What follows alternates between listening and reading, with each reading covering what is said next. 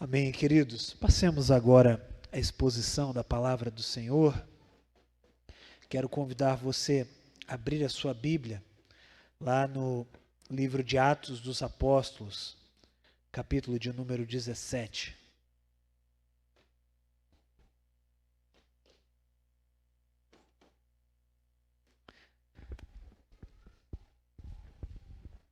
Nessa noite, nós vamos refletir sobre a missão e a pós-modernidade.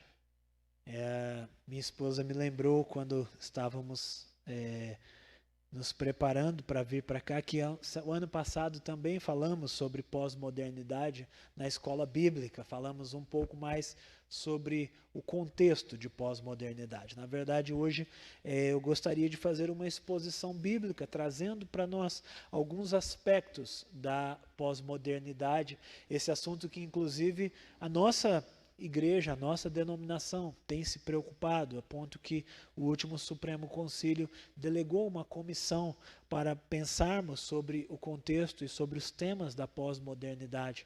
E a pergunta que talvez nós precisamos responder enquanto igreja é: quais as respostas que nós podemos dar na pós-modernidade, no contexto da missão que o Senhor nos chamou a realizar.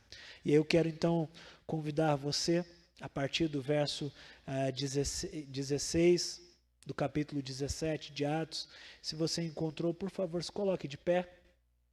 Nós iremos fazer a leitura do texto, também já está aí na tela. Preste bem atenção no que diz a palavra do Senhor e depois permaneça com a sua Bíblia aberta. Diz assim: enquanto Paulo os esperava em Atenas, o seu espírito se revoltava em face da idolatria dominante na cidade. Por isso, dissertava na sinagoga entre os judeus e os gentios piedosos, também na praça, todos os dias, entre os que se encontravam ali. E alguns dos filósofos epicureus e estoicos contendiam com ele, havendo quem perguntasse: que quer dizer esse tagarela? E outros: parece pregador de estranhos deuses, pois pregava a Jesus e a ressurreição. Então, tomando-o consigo, o levaram ao Areópago, dizendo: poderemos saber que nova doutrina é essa que ensinas, posto que nos trazes aos ouvidos coisas estranhas? Queremos saber o que vem a ser isso. Pois todos os de Atenas e os estrangeiros residentes de outra coisa não cuidavam, senão dizer ou ouvir as últimas novidades. Então Paulo, levantando-se no meio do Areópago, disse: senhores atenienses, em tudo vos vejo acentuadamente religiosos, porque passando e observando os objetos de vosso culto, encontrei também um altar no qual está escrito: ao Deus desconhecido. Pois esse que adorais sem conhecer é precisamente aquele que eu vos anuncio. O Deus que fez o mundo e tudo o que nele existe, sendo ele Senhor do céu e da terra, não habita em santuários feitos por mãos humanas, nem é servido por mãos humanas, como se de alguma coisa precisasse, pois ele mesmo é quem a todos dá vida, respiração e tudo mais. De um só fez toda a raça humana, para habitar sobre toda a face da terra, havendo fixado os tempos previamente estabelecidos e os limites da sua habitação, para buscarem a Deus, se porventura, tateando, o possam achar, bem que não está longe de cada um de nós, pois nele vivemos e nos movemos e existimos, como alguns dos vossos poetas têm dito, porque dele também somos geração. Sendo, pois, geração de Deus, não devemos pensar que a divindade é semelhante ao ouro, à prata ou à pedra, trabalhados pela arte e imaginação do homem. Ora, não levou Deus em conta os tempos da ignorância.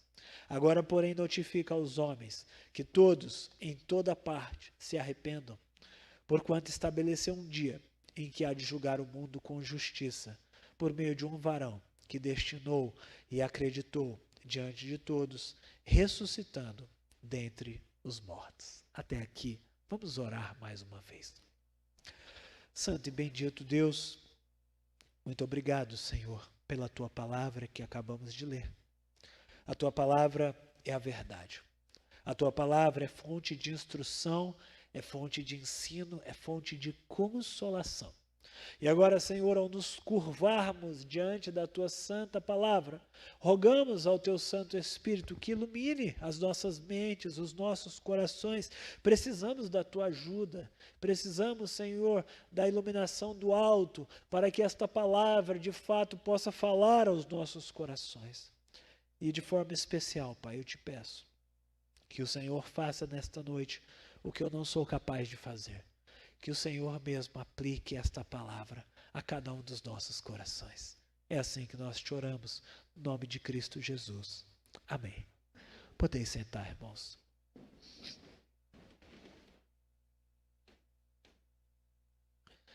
É interessante falar sobre pós-modernidade, e talvez se você lembra um pouco do que trabalhamos, porque a pós-modernidade, ela fala sobre pluralismo de ideias, de valores, de conceitos, onde há uma grande salada de informações e de costumes e de valores, e o pluralismo, ele traz consigo algo também muito forte, que é o chamado relativismo. E talvez falar sobre pós-modernidade, algumas pessoas possam dizer, está falando sobre a Europa. Não, na verdade, essa pós-modernidade já chegou diante de nós, especialmente em São Paulo, onde vocês vivem, que essa pós-modernidade é muito mais forte, muito mais visível do que talvez a realidade do Nordeste, que também com as suas grandes cidades já vive tudo isso.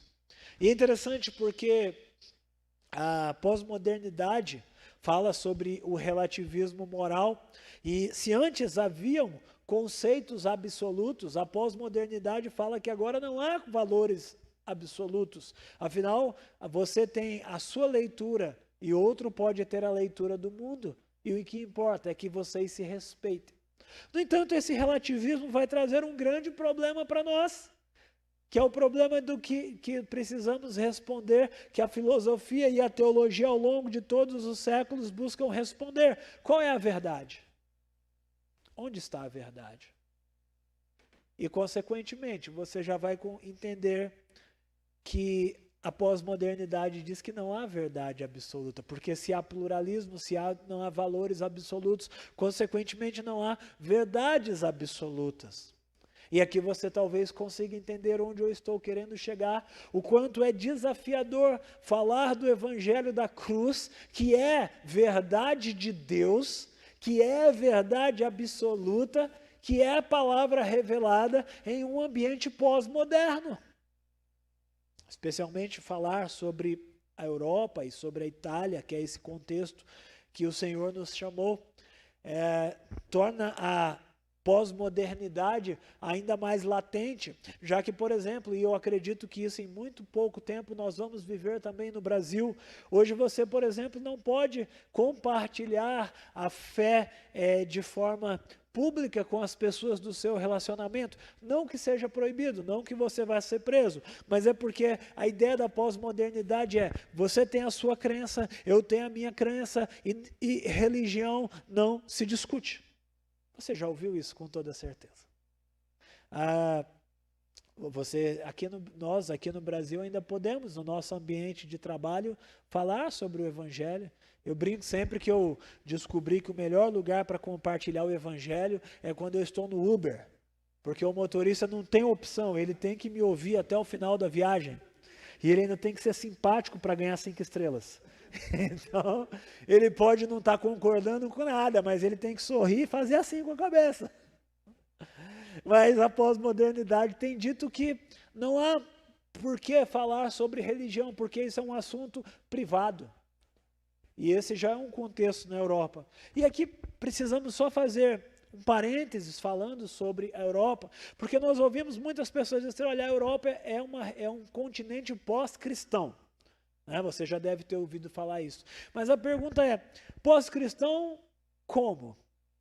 Porque se você olhar para a história do século XVI, da Reforma Protestante, você vai ver que os países que ficaram sob a influência da Reforma, ali a França, a Suíça, a Inglaterra, esses países, a Holanda, mas o outro lado do continente europeu, como a Itália, a Espanha, a Portugal, ficaram sob domínio da Igreja Romana. Então, sendo assim, eu posso até afirmar que a Itália, dentro do número de cristãos que existem naquela nação, menos de 1%, isso é número do que nós chamamos de PNA, povos não alcançados. Quando você fala sobre povos não alcançados, são estatísticas parecidas. Aí você diz, não, mas eles já ouviram o Evangelho. Qual Evangelho eles ouviram? O verdadeiro Evangelho?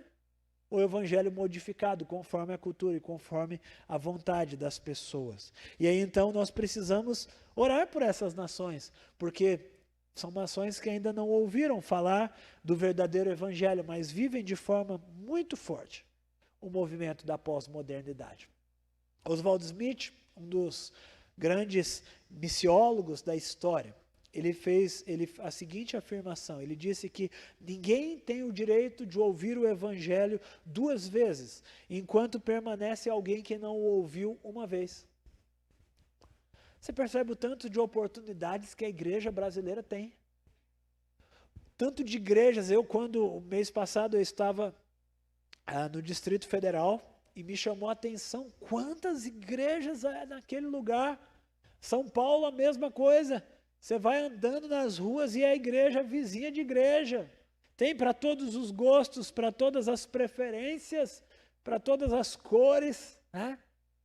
E a pergunta é, mas e os lugares que, como o caso, por exemplo, dessa Europa ainda não alcançada pelo Evangelho, tantas pessoas que não ouviram uma vez sequer. E falar então, e aqui eu quero agora olhar para o texto que nós lemos nessa noite, nós estamos falando, essa história se passa na cidade de Atenas. A cidade de Atenas, segundo Simon Kistemaker, um comentarista bíblico, ele vai dizer que essa cidade descansava em sua reputação de ser o centro das artes, da literatura, da filosofia, do conhecimento e da habilidade oratória. Tanto é verdade isso, que o Novo Testamento foi escrito em grego, mesmo já estando sob o domínio do Império Romano, a cultura grega ainda tinha um forte impacto na cultura do primeiro século. E Atenas foi a primeira cidade-estado da Grécia, ainda no século V a.C. E, no entanto, mesmo após a Grécia ter sido conquistada, integrada pelo Império Romano, ela guardava com orgulho a sua independência intelectual. Ela se considerava uma cidade livre por causa da sua rica tradição, por causa da sua rica filosofia, herdada de Sócrates, Platão, Aristóteles. Ela tinha uma reputação inigualável como a metrópole intelectual do Império Romano. Atenas era uma cidade gloriosa. A história diz que qualquer visitante que chegasse nessa cidade nos tempos de Paulo olharia com espanto os seus ricos monumentos, seus esplêndidos palácios, seus templos dedicados aos deuses, as glórias da sua tradição. No entanto, uma cidade profundamente marcada pela idolatria, pelo misticismo e por tantos outros problemas. Um dos historiadores do primeiro século vai dizer que conta-se que em Atenas se tinha mais deuses do que pessoas. Tamanha era a idolatria daquele povo. E é interessante porque quando o apóstolo Paulo então chega a Atenas, ele falando para esse povo ateniense, ele vai nos trazer alguns caminhos sobre como nós também podemos, numa sociedade religiosa, como é sim a sociedade pós-moderna, apesar de ser uma religião privada, mas há pessoas, e falar sobre o ateísmo, falar sobre o agnosticismo, isso também é uma religião. É uma religião cega, é uma religião que não acredita, que diz não acreditar em religiões. Mas é uma religião, é uma forma de crer. E aí então o apóstolo Paulo vai nos orientar a partir desse texto. Como devemos pregar a verdade em um ambiente marcado pela religiosidade? E talvez para a nossa pergunta de hoje, como podemos pregar o evangelho em um ambiente pós-moderno? Como você pode comunicar o evangelho na nossa sociedade? Como o reverendo disse há pouco, na cidade de Santo André. Como você pode fazer a diferença neste lugar? E a primeira coisa que nós aprendemos então nesse texto, nos versos 22 e 23, é que diante da religiosidade falsa de nossos dias, nós devemos anunciar ao mundo o Deus desconhecido. Veja o que diz aí. Então Paulo, levantando-se no meio do aerópago, disse: senhores atenienses, em tudo vos vejo acentuadamente religiosos. Você vê um pouco do nosso tempo aí? Então, porque passando e observando os objetos de vosso culto, encontrei também o altar no qual está inscrito ao Deus desconhecido. Pois esse que adorais sem conhecer é precisamente aquele que eu vos anuncio. O conceito pós-moderno fala sobre muitas crenças e muitas ideias, mas a grande verdade é que esses homens possuem um grande vazio dentro de si, porque eles não conhecem o verdadeiro Deus. Essa história de Atenas, um escritor chamado Don Richardson, não sei quantos já ouviram falar dele, numa das suas obras clássicas, chamada O Fator Melquisedeque, ele conta que certa vez na cidade de Atenas aconteceu uma grande praga, ainda nos tempos antes de Cristo. E disse que havia muitas estátuas e muitos deuses naquela cidade, mas eles faziam oferendas e pediam a todos os deuses que pudessem curar a cidade de Atenas daquela praga, e nenhum deus dava solução, nada resolvia, nada fazia com que aquela praga cessasse, e as plantações começavam a ser castigadas, os rebanhos começavam a morrer, até que eles resolveram chamar Epimênides, um sábio que habitava em Creta. E disse que Epimênides, então, chegando lá naquela cidade, ele decidiu fazer alguns rituais para descobrir como eles poderiam cessar aquela praga. E aí então soltaram alguns animais diante daquele monte de deuses, de estátuas, de altares no meio da cidade. E diz que esses animais pararam diante de uma estátua, a qual dizia ao Deus desconhecido. Atenas tinha tantos deuses e até o Deus desconhecido. E aí então Epimênides disse: olha, é esse Deus que será capaz de nos livrar dessa praga. E aí então eles pediram ao Deus desconhecido que pudesse livrá-los daquilo ali. E aí então a praga cessou. E aí então a cidade foi salva, a economia, a agricultura da cidade foi salva. E é interessante porque quando Paulo chega ali, ele se depara com a estátua do Deus desconhecido. E talvez, falando sobre o contexto pós-moderno, nós estamos exatamente nos referindo a um Deus que é desconhecido.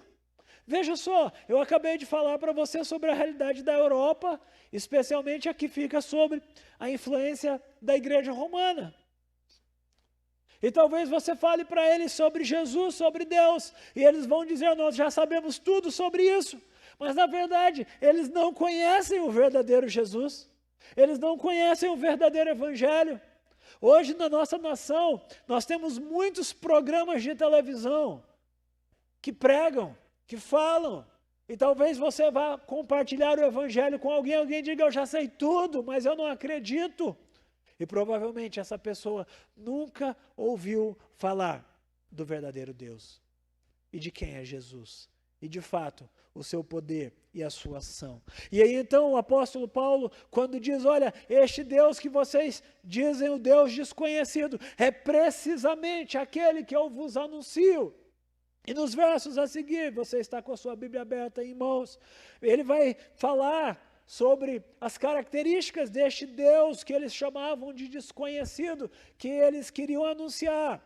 Versos 24 e 25, veja aí o que o apóstolo Paulo vai dizer: o Deus que fez o mundo e tudo o que nele existe, sendo ele Senhor do céu e da terra, não habita em santuários feitos por mãos humanas, nem é servido por mãos humanas, como se de alguma coisa precisasse, pois ele mesmo é quem a todos dá vida, respiração e tudo mais. A primeira coisa que nós precisamos anunciar, em meio a um país pós-moderno, a um tempo de pós-modernidade, de inversão de valores, é que, na verdade, diante de religiões que querem oferecer algo às pessoas ou a Deus, nós precisamos dizer: Deus é Senhor do mundo, Deus é Senhor da história. Ele não precisa de templos nem de rituais humanos. Deus é autoexistente em si mesmo, como a nossa teologia nos ensina. Deus não precisa de nós. Deus não precisa para continuar existindo da sua criação. Mas aprove Ele que criar para que nós pudéssemos adorá-lo. E parece que nós vivemos diante desse tempo pós-moderno, onde as pessoas pensam que oferecem coisas a Deus para que possam ser recompensadas. Veja se não é isso que o neopentecostalismo advoga. Essa ideia de que eu dou para receber, como se Deus precisasse de qualquer coisa. Muito pelo contrário, nós adoramos ao Senhor porque nós muito dele já recebemos. Porque se hoje nós temos a vida, porque nós fomos alcançados pela graça do Evangelho, nós adoramos ao Senhor. Mas há também uma coisa importante nisso. Como diz a nossa confissão de fé, Deus, ele não é adorado conforme as invenções do nosso próprio coração. Ele estabeleceu na sua palavra o meio que ele deseja ser adorado. E isso deve fazer com que a nossa adoração seja uma adoração racional e bíblica. Mas isso traz mais uma coisa muito preciosa, que quando nós nos reunimos no domingo, no dia do Senhor, quando nós nos unimos para adorar a esse Deus, nós estamos obedecendo a maneira que Ele disse que queria ser adorado, através da Assembleia dos Santos, através do povo, do ajuntamento solene, que se reúne para adorar ao Senhor, e mais, que antecipa o que viveremos na eternidade. Porque um dia Ele há de voltar para buscar a sua igreja, e nós estaremos para todo sempre diante dEle, o adorando.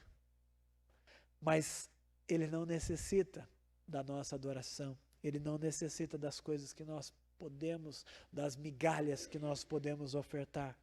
Ele é Senhor do mundo. Mas o apóstolo Paulo fala ainda mais outra coisa importante sobre esse Deus, versos 26 e 27. Ele diz assim: de um só fez toda a raça humana, para habitar sobre toda a face da terra, havendo fixado os tempos previamente estabelecidos e os limites da sua habitação, para buscarem a Deus, se porventura tateando o possam achar, bem que não está longe de cada um de nós. A segunda coisa que o apóstolo Paulo fala sobre esse Deus desconhecido, que ele anuncia, que nós temos que anunciar no nosso tempo, é que, na verdade, não é Deus que precisa do homem, mas é este homem que é criação de Deus e que precisa de Deus. Nós temos, o homem pós-moderno tem também dentro de si um vazio que somente a presença de Deus pode preencher. Mesmo os italianos sendo uma cultura tão mais antiga que a nossa, e talvez alguém poderia dizer mais desenvolvida do que a nossa, mas eles possuem o mesmo vazio dentro de si, e esse vazio só pode ser preenchido pelo Evangelho. O seu vizinho, ele tem um vazio que só pode ser preenchido pelo Evangelho. Aos seus familiares que ainda não foram evangelizados, eles têm um vazio que somente a verdade da cruz pode preenchê-los. O homem precisa de Deus, e ele diz assim: se é que porventura tateando possam achar, mas ele não está longe de nós, pelo contrário, ele se revela a nós, ele se mostra a nós, Ele é quem nos atrai. E queridos, se fomos salvos, se fomos transformados por esse evangelho da graça, é porque um dia na nossa história, o Senhor Jesus tirou as escamas da cegueira dos nossos olhos, abriu o nosso entendimento e se apresentou a nós. Não é porque tínhamos feito nada, não é porque tínhamos qualquer mérito, mas tão somente por sua graça e por sua bondade. O homem precisa de Deus. Mas ainda ele diz uma terceira coisa sobre esse Deus desconhecido. Versos 28 e 29. Pois nele vivemos e nos movemos e existimos, como alguns dos vossos poetas têm dito, porque dele também somos geração.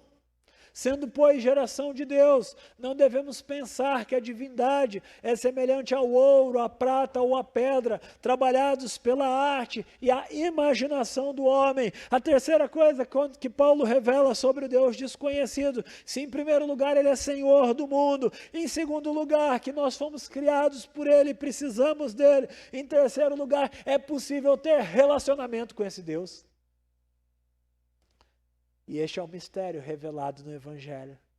Cristo em nós, esperança da glória. É possível se relacionar com esse Deus tão grande, esse Deus que criou todo o universo, esse Deus que criou tudo que existe diante de nós, uma criação tão bela, tão vasta, tão perfeita. É possível que nós nos relacionemos com Ele como um filho se relaciona com o pai. Mas a segunda coisa dentro dessa ideia é que se há relacionamento entre Deus e o homem, quando ele diz então que nós não devemos achar que Deus é como um ídolo feito por mãos humanas, é que a idolatria é uma grande insensatez. Veja só, eu posso me relacionar com Deus, eu não preciso de ídolos, eu não preciso de nada que possa intermediar a minha relação, porque eu tenho livre acesso a Deus. Porque eu posso ter relacionamento com Ele. Nós precisamos contar no nosso tempo pós-moderno que a ciência é importante, que a medicina é importante, que a ecologia é importante, todas essas coisas são necessárias no nosso tempo, mas nada disso nos aponta para Deus. Somente o Evangelho revelado na palavra de Deus nos mostra quem é esse Deus. E é possível nos relacionarmos com Ele. Nós precisamos, a primeira, diante da religiosidade falsa de nossos dias, nós devemos anunciar ao mundo o Deus desconhecido. Essa é a primeira coisa que o apóstolo Paulo nos ensina no contexto da pós-modernidade. A segunda coisa, e aqui a gente já emenda para caminhar para o fim, verso 30, ele diz assim: ora, não levou Deus em conta os tempos da ignorância. Agora, porém, notifica aos homens que todos, em toda parte, se arrependam. A segunda coisa que aprendemos é que diante do sentimento de autogoverno, na pós-modernidade, nós devemos pregar o arrependimento. Querido, perceba que o grande problema do homem em toda a história, seja na antiguidade, seja na Idade Média, seja na Idade Moderna ou na Idade Contemporânea, sempre foi o pecado. Sempre foi o sentimento de autogoverno. Olhe para o pecado original lá no Éden. Algumas pessoas vão dizer, o pecado de Adão e Eva foi comer o fruto proibido. Na verdade, não foi esse o pecado deles. Esse foi o ato, mas qual foi a proposta da serpente? Porque no dia que você comer desse fruto, vocês serão conhecedores do bem e do mal. Vocês serão iguais a Deus. Autogoverno. Eu posso decidir a minha própria vida. Eu posso dizer o que é bom e mal para mim. Olhe para a Torre de Babel. A mesma coisa. Vamos, construamos uma torre. E quando chegarmos ao céu, nós seremos iguais a Deus. E todas as vezes, e se nós formos olhar na história, sempre o grande problema nosso é o sentimento de autogoverno. Queremos caminhar pela nossa própria mente. E quando pecamos, ainda hoje, ainda na pós-modernidade, nós estamos cometendo o mesmo pecado. Eu olho para a Bíblia e digo, olha, isso aqui talvez não seja verdade absoluta. Eu tenho condições de saber o que é bom para mim, então eu deixo a Bíblia de lado e sigo a minha própria consciência, sigo a minha própria conduta. E aí as pessoas têm dito aí fora, ouça o seu coração. E a Bíblia diz para nós que o nosso coração é enganoso. Não devemos ouvir o nosso coração, devemos ouvir a palavra de Deus. É ela que deve nos governar. É ela que deve nos mostrar por onde devemos andar, qual o caminho que devemos seguir. É somente a palavra de Deus que pode nos governar, porque a palavra de Deus nos aponta o caminho que o Senhor deseja para nós. E por isso a mensagem que precisa ser pregada no nosso tempo é a mesma mensagem pregada por João Batista. Arrependam-se. É necessário que possamos nos arrepender dos nossos maus caminhos. É necessário que possamos nos arrepender da nossa tentativa de autogoverno, para que possamos colocar a nossa vida governada pelo nosso Deus. Diante do sentimento de autogoverno, devemos pregar o arrependimento. Ainda na pós-modernidade, o Evangelho começa com a mensagem do arrependimento. Antes de falarmos sobre Cristo, é necessário que a igreja pregue a mensagem do arrependimento. Aqueles que se arrependem dos seus maus caminhos são aqueles que podem dizer que querem Cristo como Senhor de suas vidas. Não queremos ser autogovernados, queremos ser governados pela palavra do Senhor. Esta é uma mensagem para os nossos dias. Mas em terceiro e último lugar, verso 31, diz assim: porquanto estabeleceu um dia em que há de julgar o mundo com justiça, por meio de um varão que destinou e acreditou diante de todos, ressuscitando dentre os mortos. E diante da busca do homem pós-moderno, pela autorredenção, nós devemos pregar um evangelho cristocêntrico. Perceba, queridos, que o homem, ele é redencionista. Nós buscamos a salvação através de várias coisas, seja através do dinheiro, através do trabalho, através da vocação, da família, do casamento, dos filhos. Tudo isso nós buscamos felicidade e alegria, salvação dos nossos problemas. Mas só existe um único caminho para a redenção, não existe autorredenção. Pelo contrário, diante do nosso tempo, nós devemos pregar o evangelho cristocêntrico, o evangelho que aponta para Cristo, o único que pode nos dar a redenção, o único que pode dar nova vida, o único que pode perdoar os nossos pecados. A mensagem para o homem pós-moderno é: arrependam-se e creiam no Senhor Jesus. Arrependam-se e creiam no Evangelho, porque esse Evangelho é o Evangelho que salva, é o Evangelho que proclama que um dia um varão perfeito, ele virá para reunir o seu povo. Mas, queridos, há também uma notícia ruim nisso. O mesmo Evangelho que proclama a salvação é também um Evangelho que proclama julgamento e justiça. Veja quando ele diz assim: porquanto estabeleceu um dia em que há de julgar o mundo com justiça. Sabe por que nós temos tanta responsabilidade em pregar o Evangelho? Porque pessoas com toda certeza serão salvas por meio desta mensagem. Mas os que não crerem nessa mensagem também serão julgados por não acreditar nesta mensagem do Evangelho. Porquanto houverá o dia em que julgará o mundo com justiça. Mas ele também fala que esse evangelho aponta para Cristo como o único que pode dar a redenção por meio de um varão que destinou e acreditou diante de todos. Jesus Cristo, o Redentor. Jesus Cristo, aquele que nos deu a redenção, que nos deu essa preciosa salvação. Mas é também um evangelho que, como já dissemos, do varão que um dia virá para nos buscar. É um evangelho que crê na ressurreição e acredita na segunda vinda. É nisso que nós nos confiamos, é isso que nos dá alegria, é isso que nos dá esperança diante de um mundo pós-moderno, diante de um mundo de valores tão invertidos, onde talvez você que é pai, assim como eu, se pergunta como que vamos criar nossos filhos num tempo tão confuso. Nós esperamos pelo dia em que o Senhor virá para nos levar para a sua glória, para a nossa morada celestial, para a nossa morada final.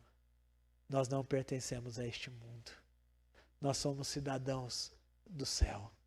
Nós somos cidadãos da eternidade. Mas enquanto estivermos aqui, que o Senhor nos ajude a fazermos a diferença e pregar o Evangelho. E eu termino falando sobre Oswald Smith, esse mesmo que eu disse no início, que falou que não era justo que alguém ouvisse 2 vezes, enquanto ninguém tinha ouvido. E a história de Oswald Smith talvez seja sendo bênção perto para ir mais longe. O pastor Ronaldo Lidório usa muito essa frase. Oswald Smith foi pastor presbiteriano em Toronto, no Canadá, na igreja chamada Igreja do Povo, People's Church. E depois que ele foi ordenado ministro presbiteriano, o grande desejo de Oswald Smith era de ser enviado para campos missionários transculturais. No entanto, para sua grande tristeza, ele foi reprovado pela junta de missões, pelo fato de que ele era muito frágil fisicamente, devido a várias enfermidades que ele tinha. Mas a história conta que Oswald Smith não se deixou levar pela frustração. Já que Deus não permitia ele ir ao campo transcultural, ele decidiu que faria do seu ministério pastoral e da sua igreja local um quartel-general missionário para enviar outros em seu lugar. A história conta que Oswald Smith não recebia qualquer membro na sua igreja antes que o mesmo já tivesse comprovadamente levado uma ou mais pessoas a Cristo.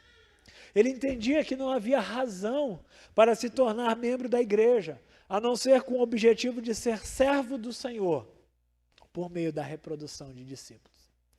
Oswald Smith enviou para o mundo centenas de missionários durante o seu ministério. Alguns dados que dizem que a igreja dele enviou cerca de 800 missionários para os campos transculturais. O apelido deste homem era Senhor Missões.